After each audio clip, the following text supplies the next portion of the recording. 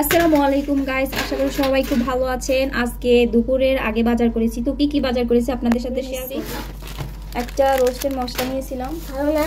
আজকে পেঁয়াজ হয়েছে কি আবির, পেঁয়াজ পড়ে গেছে রাস্তায়। 1 কেজি আদা আনছি, 110 টাকা করে পেয়েছি, তাই নিয়ে আসছি। আর হচ্ছে রসুন আনছি, এটা হচ্ছে ভর্তা খাওয়ার জন্য খুবই ভালো। ওই যে আপনার গুঁড়া রসুন আর কি, শুকনো বাজার আর কি। পেঁয়াজ, রসুন, আদা, টমেটো, এইটা হচ্ছে শুকনা মুরগি। এই যে মুরগি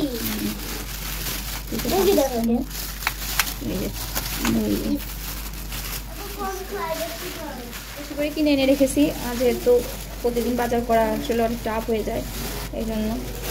মাংস কাটা হয়ে গিয়েছে আমার। এখন হচ্ছে আমি এগুলা ফ্রিজিং করে রাখার জন্য সব আলাদা আলাদা করে নিয়েছি।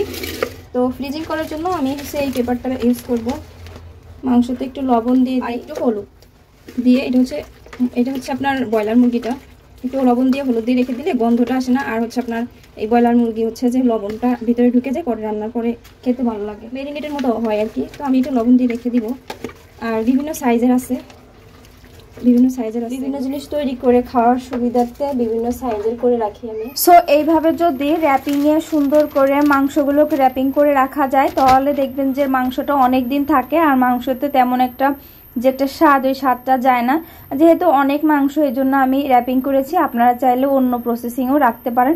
আর একটু হলুদ লবণ দিয়ে রাখলেও মাংসটা অনেকদিন ভালো থাকে। যেহেতু আলিশা খাবে, এই জন্য একটু লবণ দিয়ে হলুদ দিয়ে রেখেছি। আর বাচ্চা মানুষ তো একটু ব্রয়লার মুরগিটা নরম থাকে, তাই ওইটা খেতে বেশি পছন্দ করে। আর এগুলো হচ্ছে আপনার এই যে রোস্ট করার জন্য। তো আমি একটু লবণ দিয়ে সবকিছুই ম্যারিনেট করে রেখে দিই, লবণ দিয়ে রেখে দিলাম, যাতে পরে আর বড় হঠাৎ মেহমান আসলে এই ম্যারিনেট করার ঝামেলাটা থাকে না, এই জন্য করে রাখি। আমার যেহেতু রাতে একজন মেহমান আসার কথা ছিল, এই জন্য ভাবলাম যে একটু ম্যারিনেট করে রেখে দিই।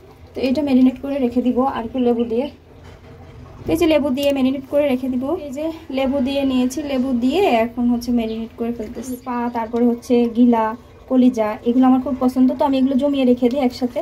আর তারপরে ফ্রিজে রেখে দিই, যখন ভালো লাগে আলু দিয়ে রান্না করি কি ভুনা করি। আপনাদের ভাইয়াও খুবই পছন্দ করে এটা। তো এটাও এখন রেখে দিব। আর এগুলো হচ্ছে এখন একটু রান্না করব। তো এই যে কাটা কুটা হয়ে গেছে, এখন দুপুরের জন্য। সকালে অনেক রান্না করছি, তো ভাবলাম যে এখন এটা একটু রান্না করি, নগদ রান্না করে খেলে বেশি মজা লাগে। তো বেশি কিছু না, এখানে কলিজা আর এগুলো এখন একটু রান্না করব। রান্না করার জন্য চুলায় কড়াই বসিয়ে দিয়েছি, তেল দিয়ে দিলাম, পেঁয়াজ দিয়ে দিলাম, আর এই যে একটু গরম মশলা দিয়ে দিলাম। পেঁয়াজটা একটু নাড়াচাড়া দিয়ে নিচ্ছি, দিয়ে দিচ্ছি আদা বাটা, 1 চা চামচ জিরা বাটা দিয়ে দিচ্ছি, তারপরে গোলমরিচ দিয়ে দিলাম, এই যে মাংসের মশলাও দিয়ে দিলাম, মুরগির মশলা আর কি। বাস এই তো। এখন একটু নেড়ে চেড়ে নিব। রসুন মনে হচ্ছে একটু কম হয়ে গেছে, তাই আমি আস্ত রসুন দিয়ে দিলাম। তো আপনাদের কার কার এই খাবারটা পছন্দ অবশ্যই আমাকে কমেন্ট করে। এখন ভালো করে কষিয়ে নিব। আর কষানোর সময় বেশি পানি দিতে হবে না। এই তো রান্না বান্না হয়ে গিয়েছে, এখন আবিদ খাবার খাবে। উফ, কি মজাদার! এই যে একটা রান্না হয়ে গেছে, এখন আবিদকে খাবার দিচ্ছে। আছে সাথে আলু ভর্তা, সবজি ভাজি আছে। আমার মাটাকে, আমার বাবাটাকে খাওয়াই দিব। তো আমার ভিডিও ভালো লাগলে অবশ্যই লাইক করুন, শেয়ার করুন।